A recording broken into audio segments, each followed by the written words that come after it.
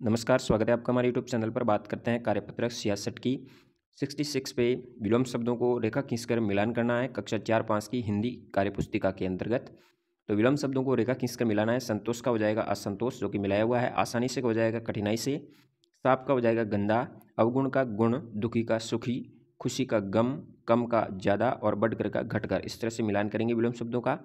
फिर अगले में गद्यांश को ऊपर वाले को पढ़ना है और नीचे आपको रिक्त स्थान की पूर्ति करनी है। तो पहले रिक्त स्थान में ये शब्द आए, उसके अनुसार आ जाएगा बार बार। बिल्ली बार बार मेरे घर में रखा दूध पी जाती थी।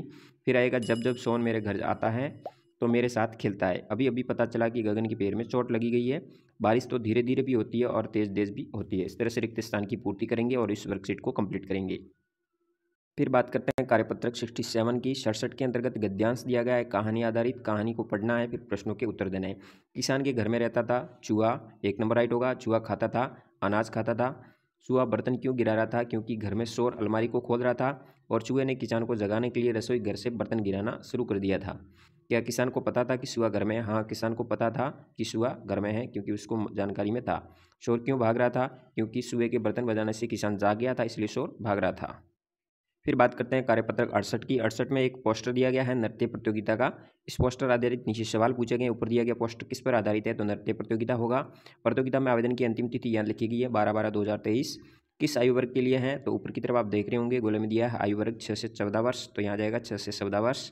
फिर अगले में अपूर्ण पत्र दिया है जिसको पूरा करना है। जैसे आपको ऊपर सबसे ऊपर आपका एड्रेस लिखना है जहाँ से पत्र लिखा जाता है, तारीख आती है, फिर संबोधन आता है, प्रिय मित्र यहाँ से कोई भी हो, फिर नमस्ते, तुम कैसे हो, यहाँ सब कुशल पूर्वक है, आप भी कुशल पूर्वक होंगे, आपके दादा दादी मम्मी पापा सब कैसे हैं, यहाँ आप मिलने कब आ रहे हो, मुझे आपका इंतजार रहेगा, भाई बहन को मेरा नमस्ते कहना। इस तरह से ये पत्र लिखेंगे, फिर आपका नाम लिखेंगे नीचे।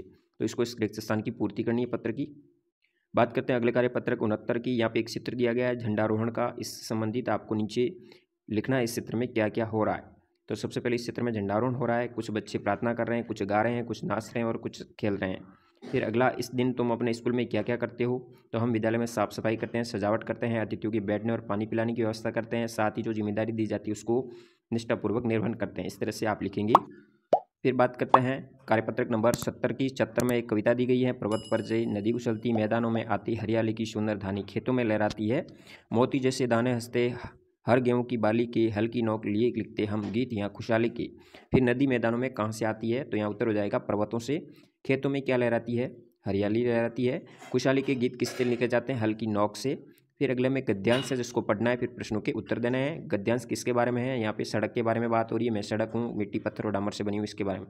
तो किस किस से बनी है? मिट्टी पत्थर और डामर से बनी हुई है सड़क। इस तरह से इसका पूरा करेंगे। फिर आता है आंकड़ा नंबर 12।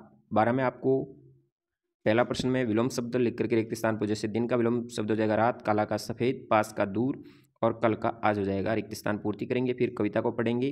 फिर पहला प्रश्न है चंचल शब्द का अर्थ होता है लगातार गतिशील रहना। पतंग उड़ाने में आनंद आता है जब न तेज हवा हो न धीमी हवा हो।